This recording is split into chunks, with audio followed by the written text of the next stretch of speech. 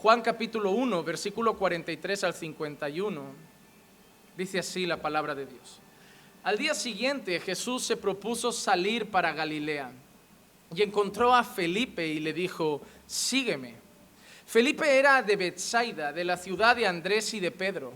Felipe encontró a Natanael y le dijo: hemos hallado a aquel de quien escribió Moisés en la ley y también los profetas, a Jesús de Nazaret, el hijo de José. Y Natanael le dijo: ¿puede algo bueno salir de Nazaret? Felipe le dijo: ven y ve. Jesús vio venir a Natanael y dijo de él: he aquí un verdadero israelita en quien no hay engaño. Natanael le dijo: ¿cómo es que me conoces? Jesús le respondió y le dijo: antes de que Felipe te llamara, cuando estabas debajo de la higuera, yo te vi. Natanael le respondió: Rabí, tú eres el Hijo de Dios, tú eres el Rey de Israel. Respondió Jesús y le dijo: porque te dije que te vi debajo de la higuera, ¿crees? Cosas mayores que estas verás. Y le dijo: en verdad os digo, que veréis el cielo abierto y a los ángeles de Dios subiendo y bajando sobre el Hijo del Hombre. Le pido a Dios que me permita decir todo lo que quiero decir en el tiempo que dispongo. Y le pido al Señor, hermanos, que abra sus corazones. Porque yo creo que nuestros corazones pueden contemplar en una manera muy clara en esta mañana la majestad de nuestro Señor Jesucristo. Cuando nosotros hablamos de la iglesia del Señor, nos referimos a personas completamente diferentes. La iglesia de Cristo, si hay una palabra que la puede definir también, es diversidad. Hay personas de culturas diferentes, colores de piel diferentes, idiomas diferentes, países diferentes, nacionalidades diferentes. Pero no solo eso, sino que está formada por personas de carácter diferente. En la iglesia del Señor tenemos gente dicharachera y tenemos gente introvertida. Tenemos gente carismática, gente cerrada, gente que abre el corazón muy rápido y gente que le cuesta abrirse a los demás. Gente que sonríe mucho y gente más seria, gente que abraza y que no abraza, gente que es muy cercana y gente que es más separada, más reacia a estar juntos a todo el mundo. Somos personas de países distintos, de colores de piel distintos, de culturas distintas, de educación distinta. En la iglesia del Señor hay gente rica y hay gente con un salario mínimo. En la iglesia del Señor hay gente que anda con un Mercedes y hay gente que anda en autobús. En la iglesia del Señor hay gente que tiene trabajos de buen salario y hay gente que tiene un trabajo con un salario básico. En la iglesia del Señor hay médicos, hay abogados, hay jueces, hay policías, pero también hay amas de casa, hay limpiadoras de hogar, hay hombres que se dedican a otras profesiones para el mundo de menos reputación. Pero eso es la iglesia del Señor. Al Señor le ha placido coger a personas de todo tipo y de todos los lugares para formar lo que Él llama su iglesia. La iglesia del Señor no son edificios hechos de piedra, no son ladrillos sin sentimientos, no son tochos montonados uno encima de otro, formando una casa de roca, de piedra, de hormigón. La iglesia del Señor, por lo contrario, está formada por lo que el apóstol Pedro llama piedras vivas. En 1 de Pedro 2:5 leemos: también vosotros como piedras vivas, sed edificados como casa espiritual para un sacerdocio santo, para ofrecer sacrificios espirituales aceptables a Dios por medio de Jesucristo. Y hoy vamos a hablar de eso. Hoy vamos a hablar de cómo el Señor suma, porque durante su ministerio terrenal es lo que Él más hizo, sumar personas a ese grupo de creyentes que Él llamaría su pueblo o su iglesia. Y hoy vamos a ver concretamente la llegada de dos hermanos, dos nuevos miembros de la iglesia, dos nuevos discípulos. En este caso a Felipe y a Natanael. Y en eso vamos a dividir el mensaje de hoy.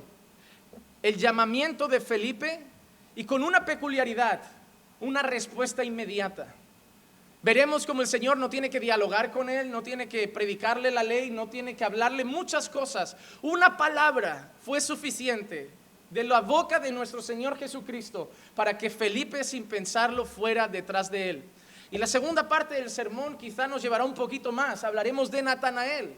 El Señor al final cumple su propósito y Natanael lo acaba siguiendo, pero no le hizo falta una palabra, sino que tuvo que responderle incluso algunas preguntas, hablar con él y demostrar algunos de sus atributos para que Natanael tuviera conciencia de que quien estaba delante de él era el Hijo de Dios. Así que ese va a ser el tema que vamos a tratar en este día.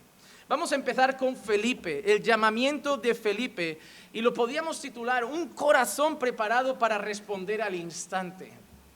Versículo 43 dice así: Al día siguiente, Jesús se propuso salir para Galilea y encontró a Felipe y le dijo, sígueme. Encontró a Felipe y le dijo, sígueme. Al día siguiente, Jesús ya estaba caminando. Si nosotros leemos todo lo que habría pasado antes, estamos todavía en el capítulo 1 de Juan, pero Juan ya estaba hablando de Jesús, ya estaba predicando sobre Jesús. Juan Bautista ya estaba anunciando que Jesús era el Cordero de Dios que quita el pecado del mundo. Juan ya estaba anunciando que aquel rey que él anunciaba, que él estaba preparando camino para él, había llegado. Y que ahora todo el mundo tenía que escucharlo a él, ir detrás de él. Y en ese tiempo Jesús ya había elegido incluso a 3 discípulos. Estos no son los primeros discípulos que Jesús ha recogido, sino que Jesús ya ha tenido un encuentro con 3 hombres, a los que ha llamado a las filas de su ejército, a las filas de su pueblo y de su iglesia.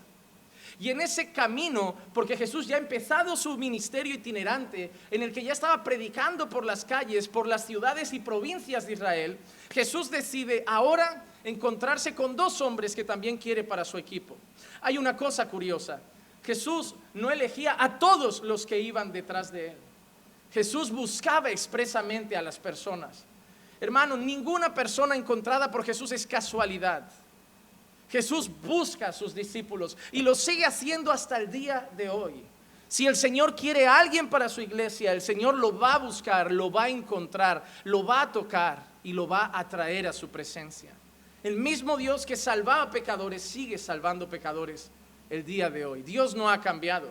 Y el mismo Dios que le dijo sígueme a Felipe, hoy le sigue diciendo sígueme a algunos hombres que no pueden resistirlo y caen rendidos a sus pies. En este caso nos encontramos con Felipe. El Señor se propone salir por Galilea, se encuentra a Felipe y le dice una sola cosa.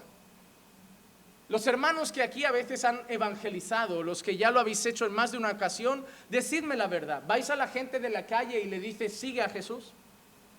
Seguramente no te paras delante de la gente y solo le dices sigue a Jesús. Pero debemos tener en cuenta el contexto en el que nos encontramos. Ya alguien estaba diciendo que Jesús era el Cordero de Dios. Ya alguien estaba hablando que Jesús era el Mesías. Ya alguien estaba diciendo que Jesús era el Hijo de Dios. Ya algunos discípulos habían empezado a seguir a Jesús. Y da la casualidad de que Felipe era de la misma ciudad que alguno de esos discípulos que Jesús había tomado. Y posiblemente al ser de la misma ciudad, Felipe ya sabía lo que estaba pasando, ya había escuchado, y no era casualidad encontrarse con Jesús y que Jesús simplemente le dijera, Felipe, sígueme. Es muy probable que Felipe ya hubiera escuchado cosas de Jesús. Es muy probable que Felipe ya le hubieran dicho quién era Jesús. Y a Jesús solo le hizo falta decir, ya, sígueme. Porque ya sabes quién soy. Porque ya te lo han dicho. Lo maravilloso de esto es que yo creo, como en todas las salvaciones, que el Espíritu de Dios ya había trabajado en el corazón de Felipe. Hermano, la diferencia, y lo vamos a ver aquí, es que es necesaria una obra de Jesús en las personas para que lo sigan. Nosotros nos vamos a dar con muchas personas que le vamos a hablar 40 veces y no van a seguir a Jesús. Y da la casualidad que van a haber personas que llegarán un día a un culto y ese día se rendirán a Cristo. Porque no depende del día, del sermón, del predicador. No creas que si lo llevas a Estados Unidos a escuchar a Paul Washer va a ser más efectivo. No creas que si escucha a Juan Manuel o a Marcos o a otro predicador va a ser más efectivo. Porque no depende del mensajero, depende de la obra que Dios haga en el corazón. Es más, muchos de nosotros hemos llegado a la iglesia a través de malos mensajeros. Y yo me atrevería a decir que Dios ha tenido, en su infinita gracia y misericordia, ha permitido que hasta a través de falsos profetas. Luego sí, Él fue tan gracioso para con nosotros que nos abrió los ojos, descubrimos la verdad y salimos de ese lugar. Pero muchos llegamos a través de malas iglesias, de malos predicadores, demostrando el Señor que así como usó un burro, una mula para hablar con un profeta, puede usar un falso profeta para salvar a un pecador y luego arrancarlo de ese lugar cuando le abre los ojos a la verdad del Evangelio. Yo estoy convencido de que Dios tenía un plan en Felipe, ya había preparado su corazón para que cuando le dijera sígueme, él simplemente dejara todo y le siguiera. Porque no es la primera vez que pasa. Hay un llamado de uno de sus discípulos que es exactamente igual. Es el caso de Leví, al que muchos conocen como Mateo. El Señor tampoco le dijo muchas cosas. Lo tenemos en Lucas 5, 27 y 28. Después de esto Jesús salió y se fijó en un recaudador de impuestos llamado Leví, sentado en la oficina de los tributos, y le dijo: sígueme. ¿Qué le dijo? Sígueme. Oye, qué buena ¿te imaginas, Jesús, danos un curso de evangelismo? Ah, vale, yo llego, les digo sígueme y me siguen. Ojalá fuera tan sencillo. La frustración de la mayoría que evangelizan hoy es que van a 200 y no les sigue ni uno. Pero hermano, tú y yo no somos Jesús. Jesús no pierde el tiempo hablando con personas. Él sabe quién lo va a seguir porque Él hace que lo sigan.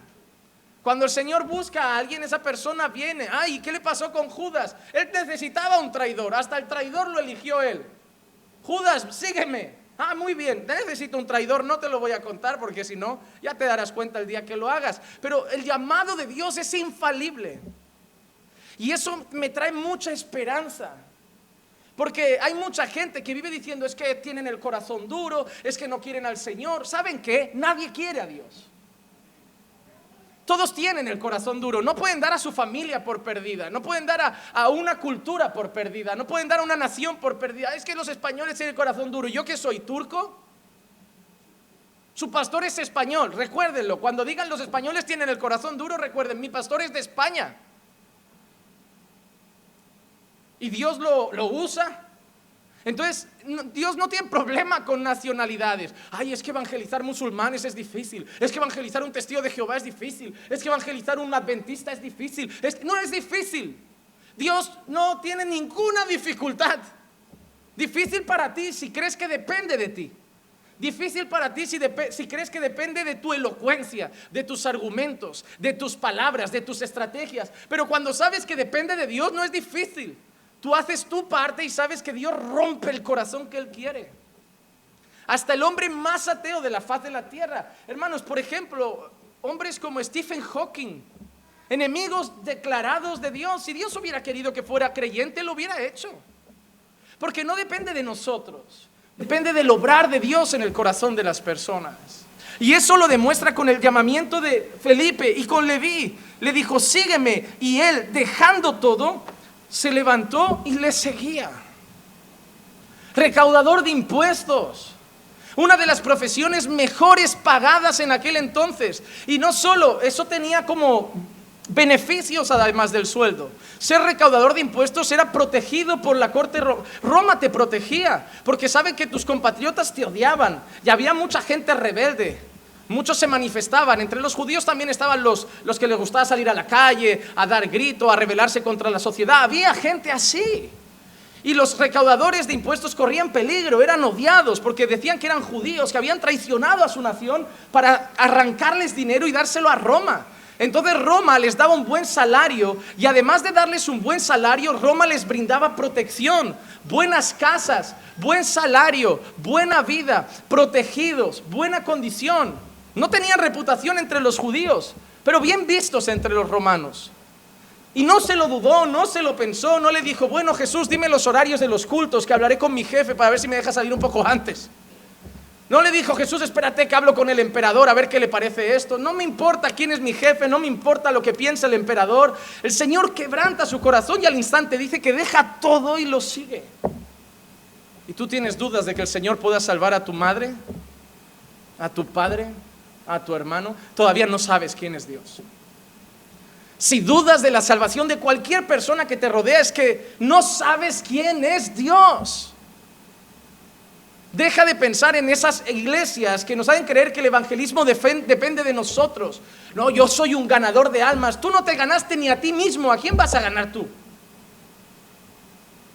El mayor ganador de almas, el único ganador de almas que existe se llama Espíritu Santo.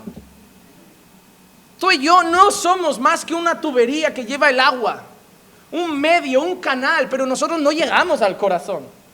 Si yo predico domingo tras domingo, un montón de personas de aquí a veces ni cambian.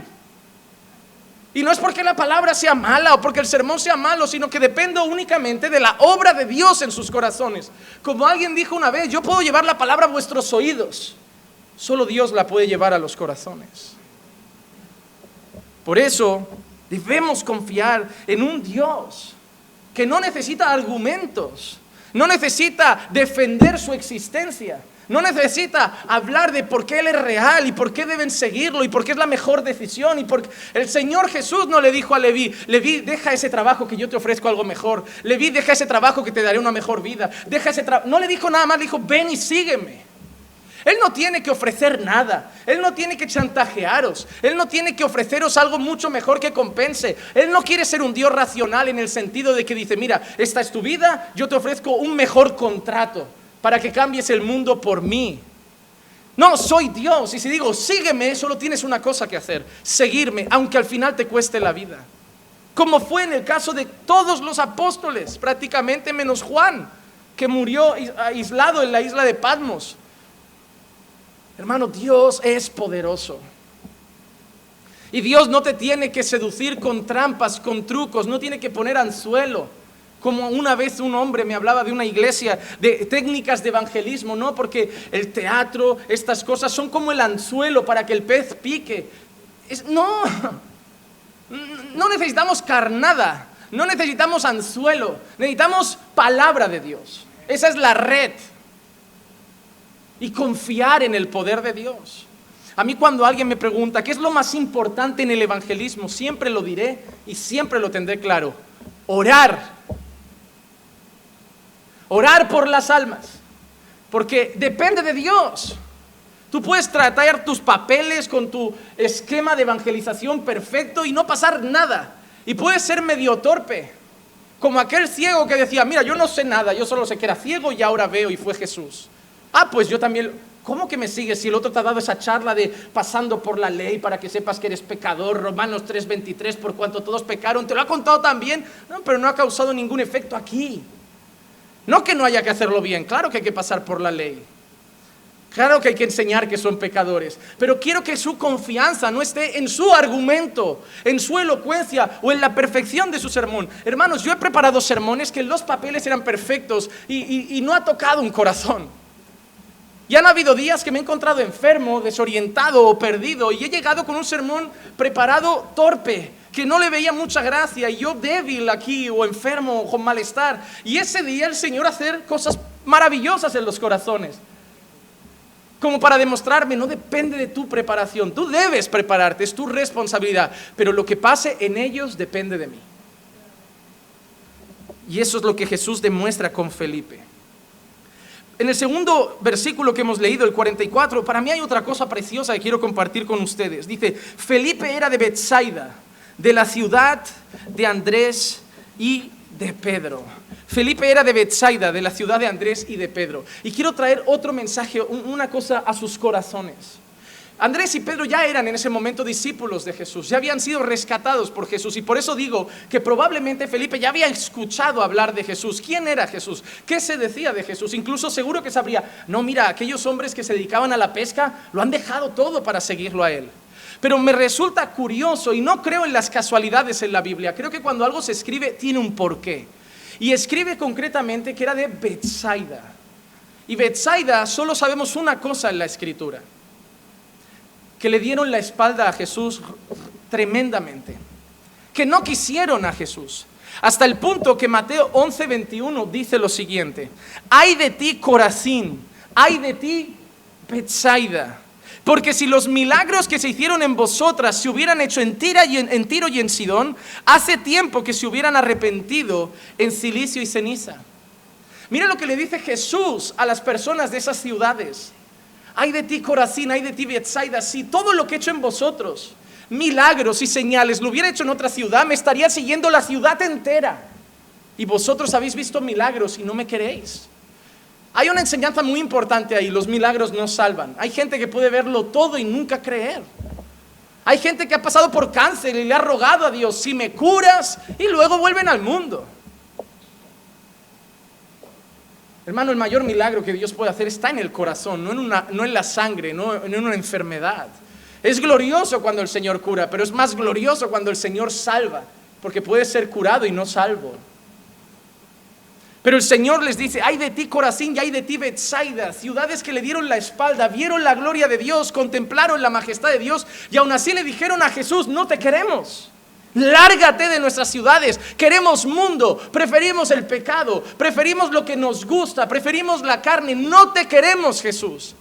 Pero de esa ciudad de Betsaida sabemos por este texto que era Felipe, que siguió a Jesús, que era Pedro, que siguió a Jesús, y no solo Pedro, sino Andrés, que siguió a Jesús. ¿Qué nos enseña eso?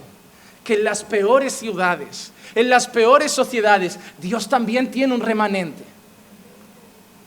No hay ciudad demasiado dura, no hay ciudad demasiado corrompida, no hay ciudad demasiado torcida, no hay ciudad demasiado alejada de Dios donde Dios no pueda salvar.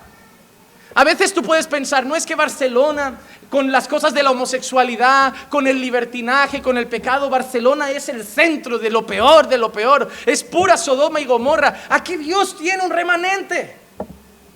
No hay una sociedad que esté tan corrompida como para que el Señor no pueda salvar. El Evangelio no salva solo en aquellas ciudades donde creen en Dios. El Evangelio no salva solo en aquellas ciudades donde culturalmente se acepta la idea de Dios. El Evangelio salva en ciudades donde se niega a Dios, donde se niega el cristianismo. El Evangelio sigue salvando en la India. El Evangelio sigue salvando en Corea. El Evangelio sigue salvando en Marruecos. Sigue salvando en Qatar, en Dubái, en 1000 sitios.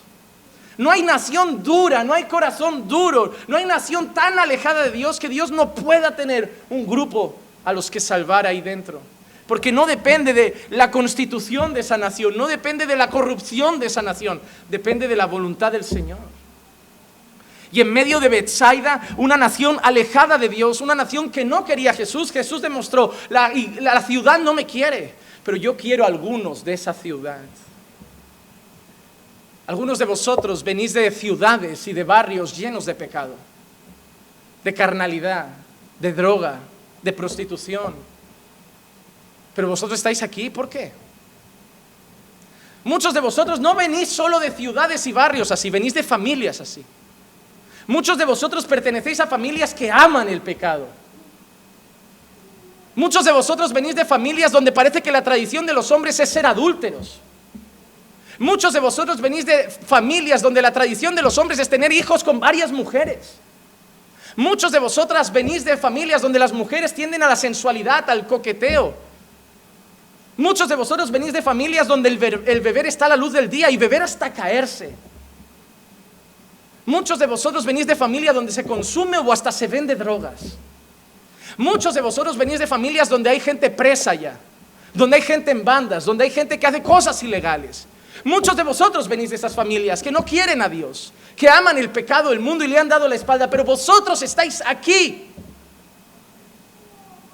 Porque no se trata de lo que la ciudad quiere o la familia quiere, se trata de si Dios te quiere a ti. Y si Dios te quiere a ti, no importa dónde has nacido, no importa en qué país, no importa en qué ciudad, no importa en qué cultura o en qué casa, si Dios te quiere a ti, de ti hará luz en medio de las naciones. Empezarás siendo luz en tu casa, en tu barrio, en tu ciudad, en tu país. Hermano, Dios es poderoso.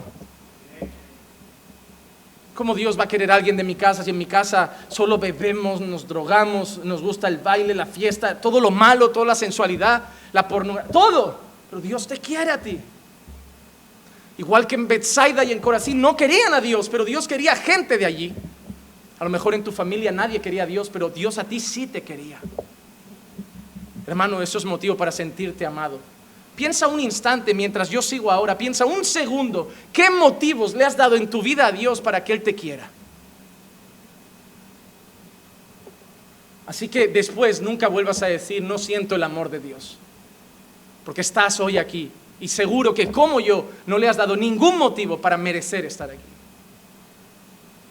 Nunca digas: no siento el amor de Dios.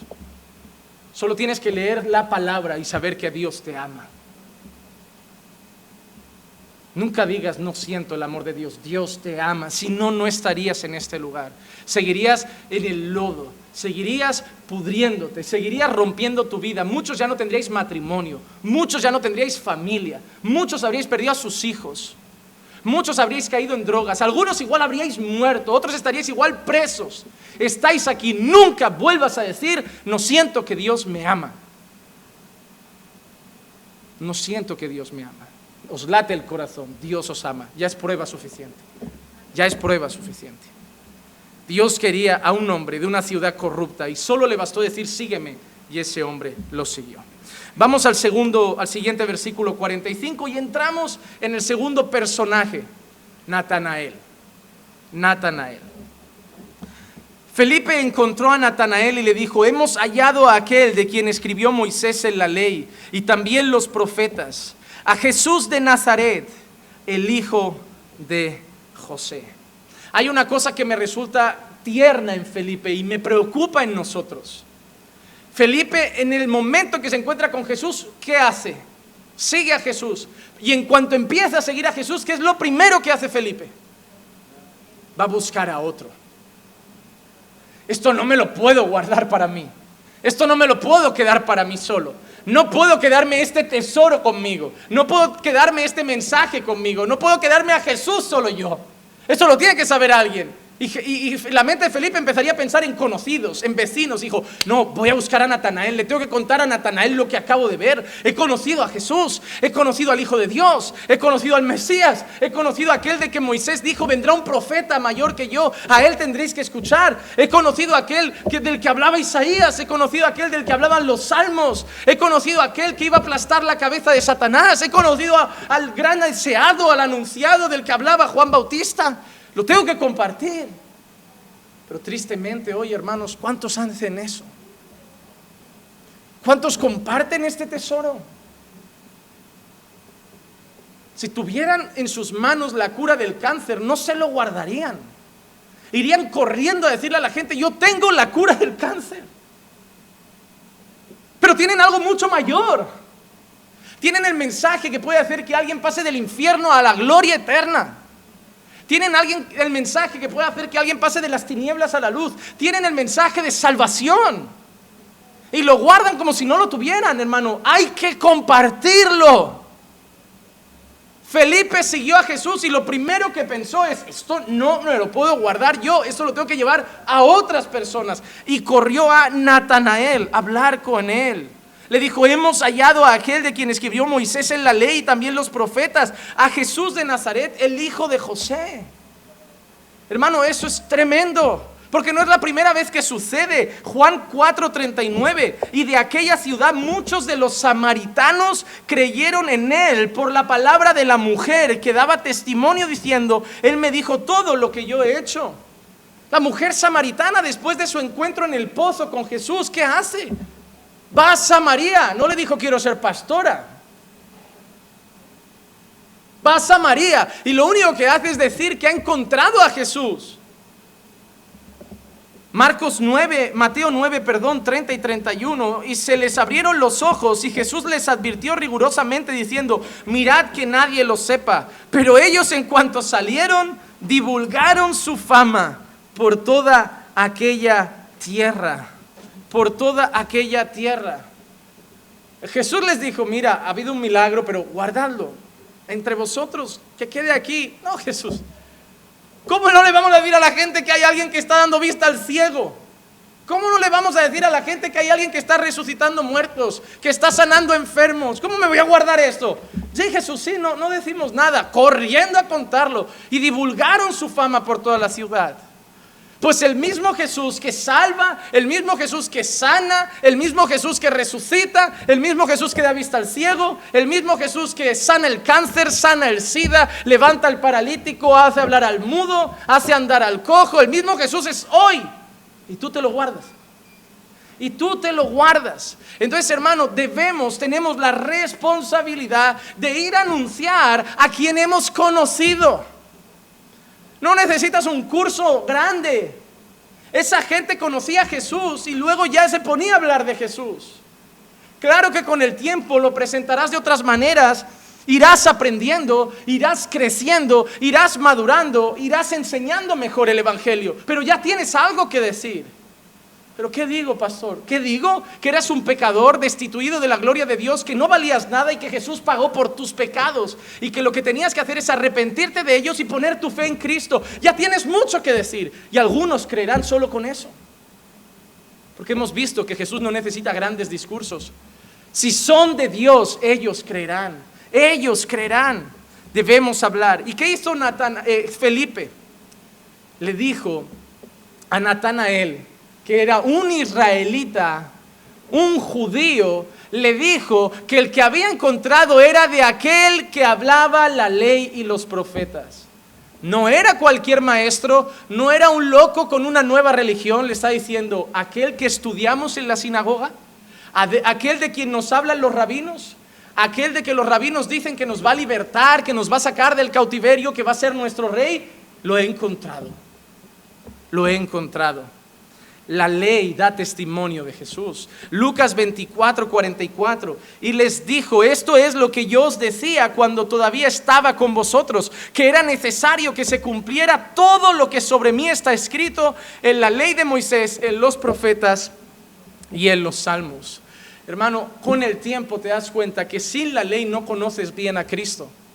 Hay muchos que creen en Jesús solo porque los evangelios dicen Jesús es el Hijo de Dios. Pero la ley habla detalle a detalle de cómo era Jesús. Nacido de una virgen de Belén de Judá. De Belén de Judea, nacido de una virgen. Su entrada será en un pollino. Será rechazado, será golpeado. Usarán su ropa y la repartirán entre ellos. No quebrarán sus huesos. Cada una de esas profecías se cumplen en la persona de Jesús. Es maravilloso conocer eso. Jesús le dice eso a sus discípulos. Era necesario que se cumpliera todo lo que se dice de mí en la ley, en los profetas y en los salmos. Pero ahora empiezan los obstáculos, versículo 46. Los obstáculos en el corazón de Natanael. Y Natanael le dijo, ¿puede algo bueno salir de Nazaret? Felipe le dijo, ven y ve. Felipe le dijo, ven y ve. Yo quiero hacer dos comentarios en esto, dos comentarios. Primero la pregunta de Natanael, ¿puede algo bueno salir de Nazaret?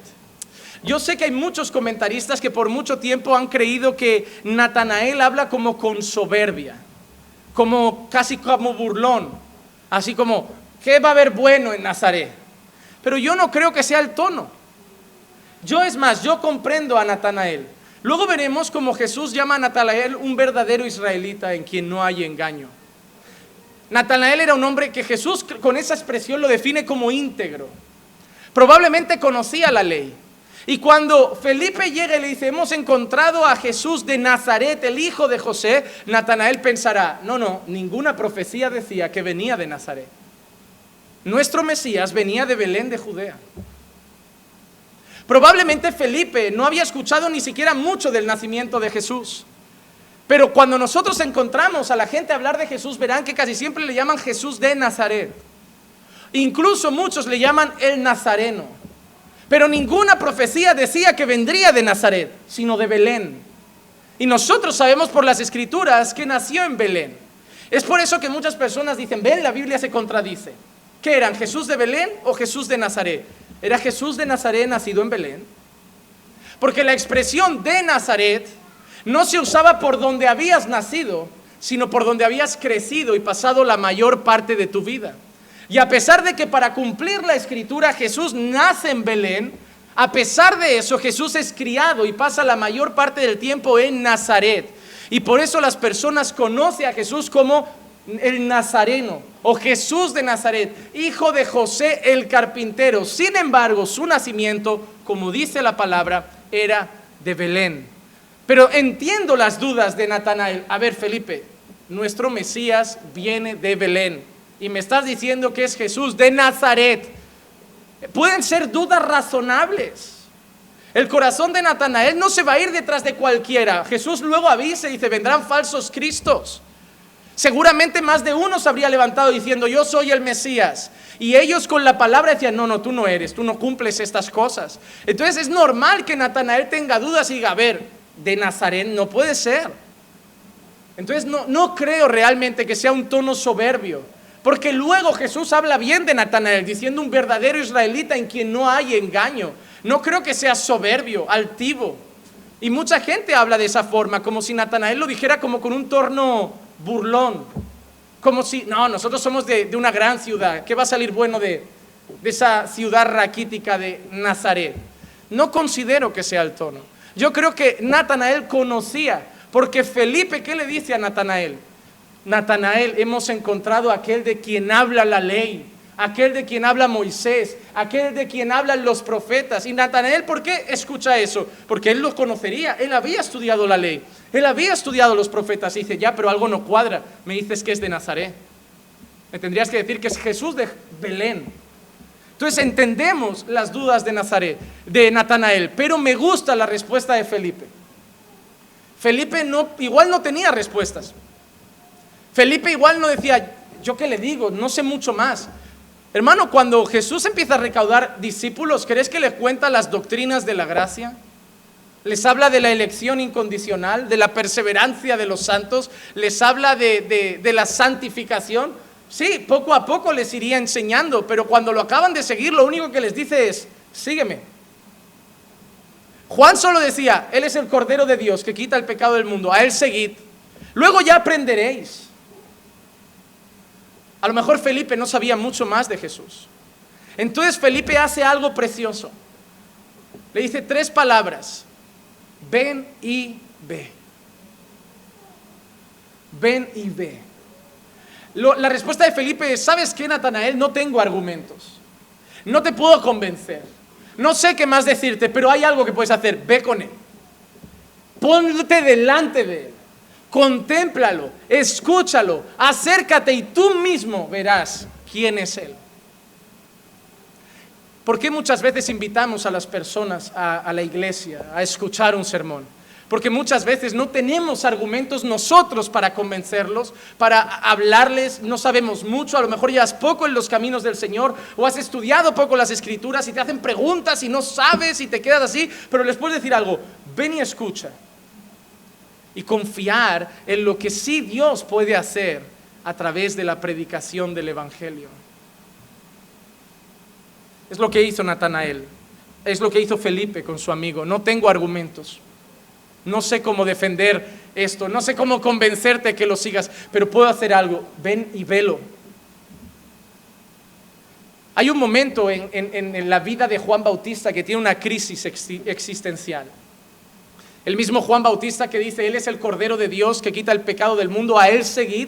El mismo Juan Bautista en una prisión manda a sus discípulos a decir, preguntad si es Él el que estábamos esperando.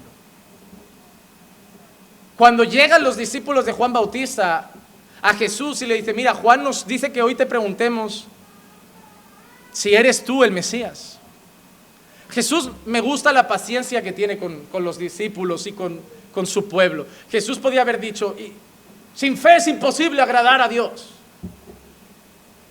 Hermano, Jesús nos da a los pastores unas patadas en el estómago de paciencia, de humildad, de cariño, de comprensión, de empatía. Si, ¿cómo voy a machacar a Juan? Si es que está en una cárcel, es un ser humano débil. Ahora mismo no ve más que barrotes, piedras y soldados que le dicen, mañana mueres. ¿Cómo no va a tener una crisis el pobre? Es normal. Es como cuando Pedro niega a Jesús. Yo no veo a Jesús resucitando solo para ir a Pedro y decir, ¿viste? Creído. No, todos te dejan menos yo. Yo te dije que tú eras el primero. Jesús no hace eso. Dice, Pedro, tú me amas.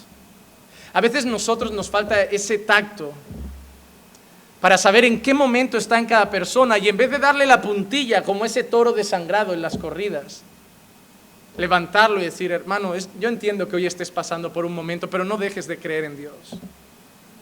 Yo sé que ahora lo ves todo turbio y oscuro, pero ten fe, todo pasa. Jesús era muy comprensivo, porque Jesús responde a los discípulos de Juan Bautista de una manera muy bonita. Le dice, decidle lo que veis. el cojo salta, el mudo canta, y a los pobres les es predicado el evangelio. Es lo mismo, Jesús solo dice, yo doy testimonio de quién soy realmente. Y por eso Felipe usa esas palabras, ve tú y mira a Jesús, él mismo dará testimonio. Y es entonces en el 47 que leemos, Jesús vio venir a Natanael. Natanael hizo caso a Felipe, vale, pues vamos a hablar con él. Natanael pensaría, conozco la ley, conozco las profecías, voy a ver si realmente es él. Y Jesús vio venir a Natanael y dijo de él, he aquí un verdadero israelita en quien no hay engaño. He aquí un verdadero israelita en quien no hay engaño. Rápidamente quiero decir algo, la palabra un verdadero israelita en quien no hay engaño no está usada por casualidad. El engaño para los israelitas, la falta de integridad, la mentira, la deshonestidad, era algo que hacía que el testimonio de un judío cayera al suelo. Piensen que el judío, por tradición, por costumbre, por genealogías, por sus antepasados, tenía el engaño muy mal visto. Y sabrán por qué. Génesis 27:35, y él respondió, tu hermano vino con engaño y se ha llevado tu bendición. El judío, en sus antepasados, uno de sus patriarcas, tenía un punto negro en su currículum, y es usar el engaño para quitar la bendición de su hermano y tomarla de su padre, que estaba medio ciego. Entonces, para un judío el engaño está muy mal visto, porque si leen las escrituras, sobre todo leen Génesis 34, verán que Jacob no solo usó el engaño, sino que a su descendencia llegó esa costumbre también, y hubieron malas prácticas. Sin embargo, desde entonces, el judío defiende mucho el concepto de integridad, el no tener engaño en nosotros. Por eso leemos, por ejemplo, en el Salmo 32:2, cuán bienaventurado es el hombre a quien el Señor no culpa de iniquidad y en cuyo espíritu no hay engaño. Jesús le acaba de decir a Natanael, eres un verdadero israelita íntegro, en ti no hay engaño. Le está diciendo, no eres como esos fariseos a los que les voy a decir, sois hipócritas, laváis el vaso por fuera, pero por dentro estáis podridos. No, Natanael, tú realmente eres íntegro, en ti no hay engaño. Qué bonito cuando Dios mismo habla bien de algunos hombres como Natanael, o habla bien de Job. Ojalá un día lleguemos al punto en que Dios nos mire y pueda decir esas cosas de nosotros. Versículo 48, vemos la respuesta de Natanael. Natanael le dijo, ¿cómo es que me conoces? Otra vez, depende de cómo mires el texto. Porque Jesús le acaba de decir, eres un verdadero israelita en quien no hay engaño. Le acaba de decir, eres íntegro, Natanael, eres un ejemplo, eres un buen testimonio. ¿Y qué responde Natanael? ¿Cómo sabes eso de mí? Claro, ¿has visto? Todo depende del tono con que digas la frase, porque dicho así parece un tanto soberbio, como es verdad, Jesús. Nadie lo sabe, pero tú te has dado cuenta que soy de lo mejorcito que hay en Bethsaida. Pero no. Hermano, reconocer quién soy no es falta de humildad. Es como si a veces, no sé, un ejemplo de ustedes. Imagínense que alguien va a ustedes, a un chico, cualquiera de ustedes, que es muy trabajador, y le dice, hermano, te considero un hombre muy trabajador y honesto. No, hermano, no me elogies. Gracias, hermano. O sea, saber que soy trabajador y honesto y reconocerlo no me hace soberbio. Hay gente que parece que si aceptas un cumplido es soberbia. Ah, pastor, mire, Dios lo usa. No, hermano, no, yo soy un inútil. Yo no sirvo para nada, lo hace todo el Señor. Y es verdad, la gloria es del Señor, pero si me usa, gloria a Dios. Y he visto cosas en mi vida que dan testimonio que el Señor a través de nuestro ministerio ha hecho cosas. Eso no me hace soberbio. No soporto la falsa humildad. Esa gente que en su corazón piensa que son grandes, pero con su boca dicen, no, yo no valgo. No, oye, humildad no es pensar menos de ti mismo. Humildad es pensar menos en ti mismo. Es reconocer que todo es por gracia, es reconocer que toda dádiva es un don perfecto que viene de lo alto. Pero si hay algo en ti, a mí cuando mi esposa se sienta en casa y me dice, amor, valoro tu dedicación al estudio de la palabra. No, soy un inútil. No, pues sí, me esfuerzo. ¿Qué tiene de malo? De la misma manera hay veces que me pega un palo. Amor, no me gusta esto de ti. Pues también hay que reconocerlo. Reconocer lo que somos no es soberbia.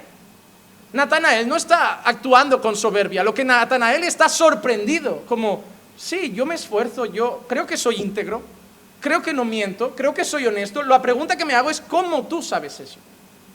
Porque yo no sé quién eres, yo no te he visto nunca. Yo pienso, igual Felipe le ha hablado de mí, pero Felipe lo ha conocido, ha venido corriendo y me ha llevado. No ha estado mucho. Yo entiendo a Natanael, ¿cómo es que me conoces?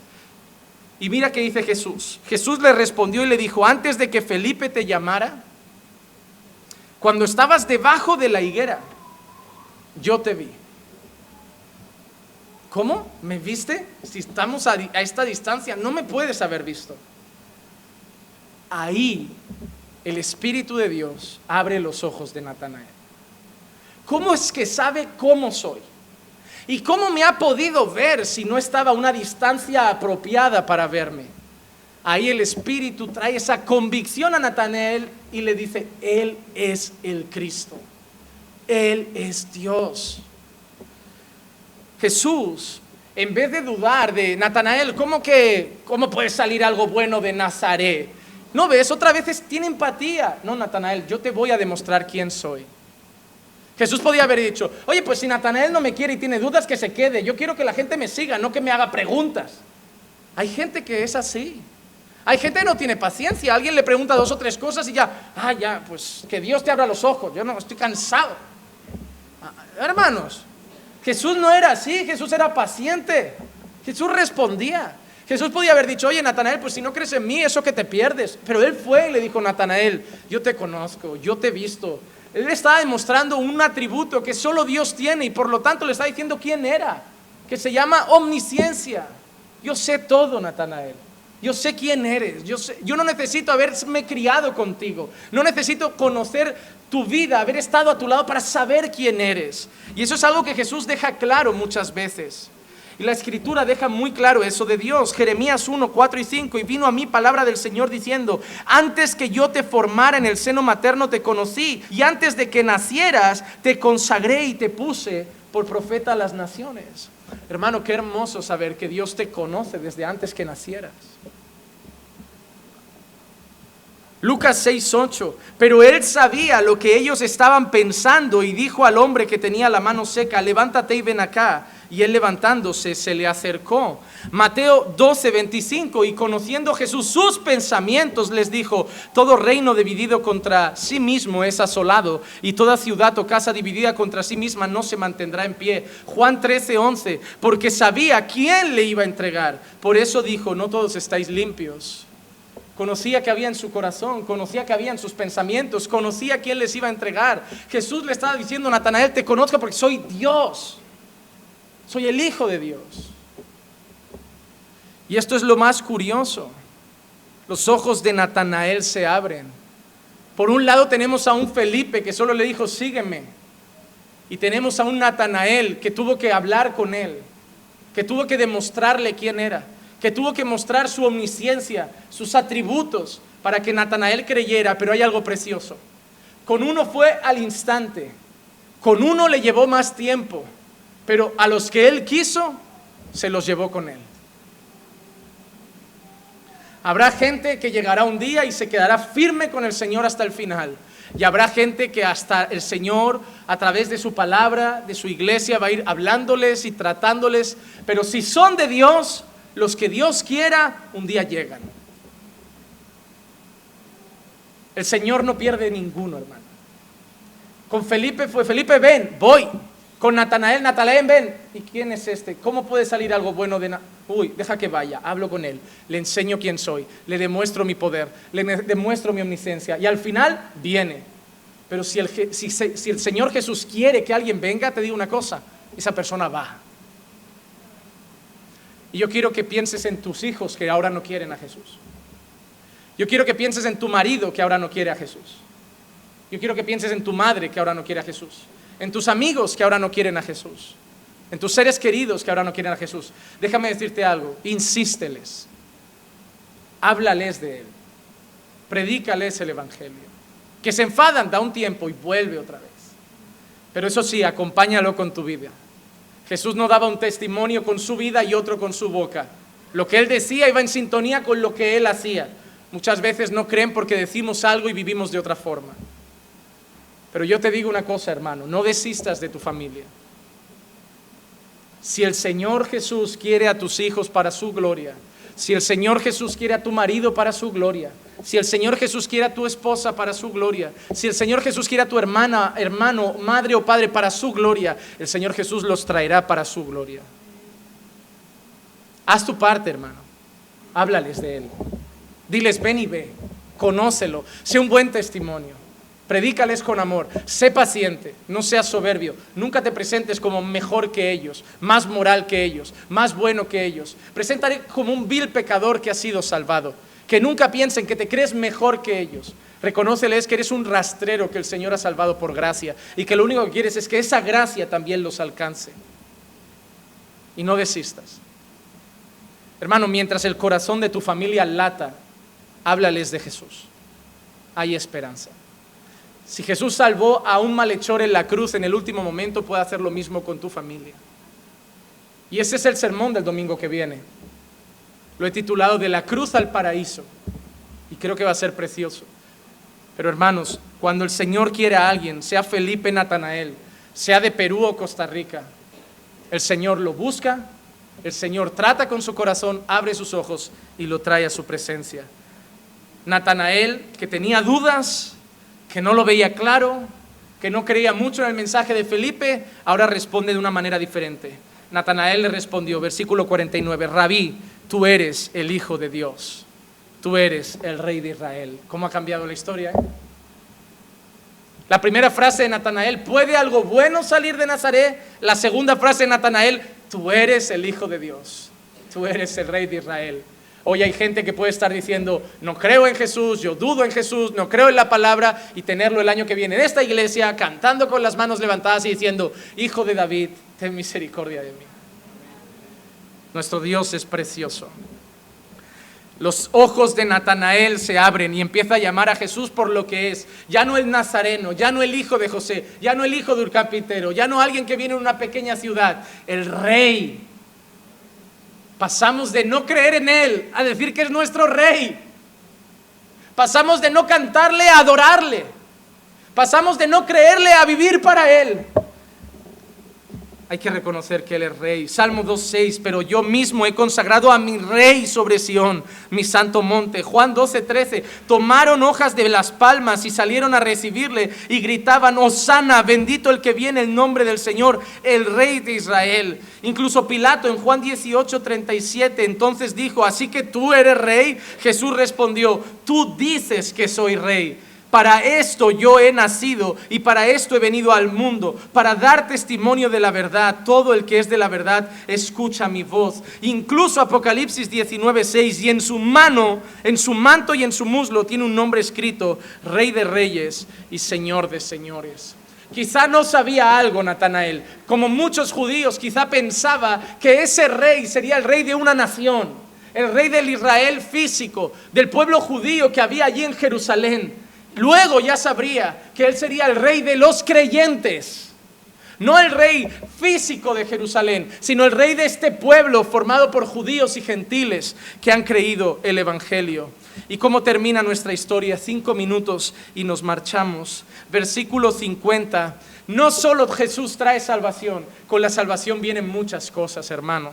Jesús le dice, respondió Jesús y le dijo, porque te dije que te vi debajo de la higuera, ¿crees? Cosas mayores que esta verás. Y te digo, en verdad os digo que veréis el cielo abierto y los ángeles de Dios subiendo y bajando sobre el Hijo del Hombre. El Señor Jesús, cuando depositamos nuestra fe en Él, no solo nos salva, sino que en Él recibimos promesas. Yo estaré con vosotros todos los días hasta el final. El que cree en mí ya no verá muerte. El Señor Jesús no solo te ha salvado, hermanos, te ha hecho promesas. Las promesas que tenemos no son promesas en Abraham, no son promesas en Jacob, no son promesas en Isaac, no son promesas en Israel. Las promesas que hay sobre nuestra vida son promesas que se cumplen en Cristo. El apóstol Pablo dice que en Él las promesas son, en Él, amén. Las promesas son en Él. Pablo dice concretamente en su segunda carta a los Corintios 1:20, pues tantas como sean las promesas de Dios, en Él todas son sí, por eso también por medio de Él, amén, para la gloria de Dios por nosotros. Es en Cristo que recibimos promesas. Y Jesús le hace una promesa a Natanael, porque te he dicho esto, has creído. Ahora no solo has creído, sino que verás cosas mucho mayores. Y le dice, y veréis al Hijo del Hombre, y veréis el cielo abierto y los ángeles de Dios subiendo y bajando por el Hijo del Hombre. Y es tremendo cómo acaba Jesús, porque le deja claro que el cielo va a dar testimonio de quién es Él. No solo lo que Él hace en la tierra, sino que el mismo cielo da testimonio de quién es Él. Y termino con esto. En su bautismo, el cielo dio testimonio de quién era Jesús. Mateo 3, 16, 17. Después de ser bautizado, Jesús salió del agua inmediatamente. Y aquí los cielos se abrieron y Él vio al Espíritu de Dios que descendía como una paloma y vino sobre Él. Y aquí se oyó una voz de los cielos que decía, este es mi Hijo amado en quien me he complacido. El cielo también se manifestó en su gloriosa ascensión. Marcos 16, 19. Entonces el Señor Jesús, después de hablar con ellos, fue recibido en el cielo y se sentó a la diestra de Dios. Y así como el cielo se manifestó en su nacimiento, el cielo se manifestó en su bautismo, el cielo se manifestó en su ascensión, el cielo se manifestará en su regreso. Hechos 1, 10, 11. Y estando mirando fijamente al cielo mientras Él ascendía, aconteció que se presentaron junto a ellos dos varones de vestiduras blancas que les dijeron, varones galileos, ¿por qué estáis mirando al cielo? Este mismo Jesús que ha sido tomado de vosotros al cielo, vendrá de la misma manera, tal como lo habéis visto ir al cielo. Hermano, dos cosas quiero decirte. El que salva es Cristo, y si Cristo quiere salvar, nadie puede impedirlo. Algunos parece que es más difícil, que tardan más, pero para Cristo no hay dificultad. No es que yo veo imposible que mi marido se salve, quita eso de tu boca.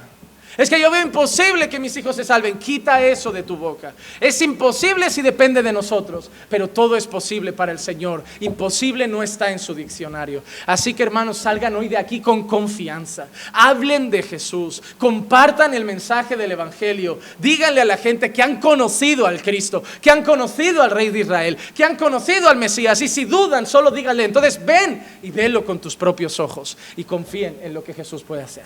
Vamos a orar y dar la gloria a Dios.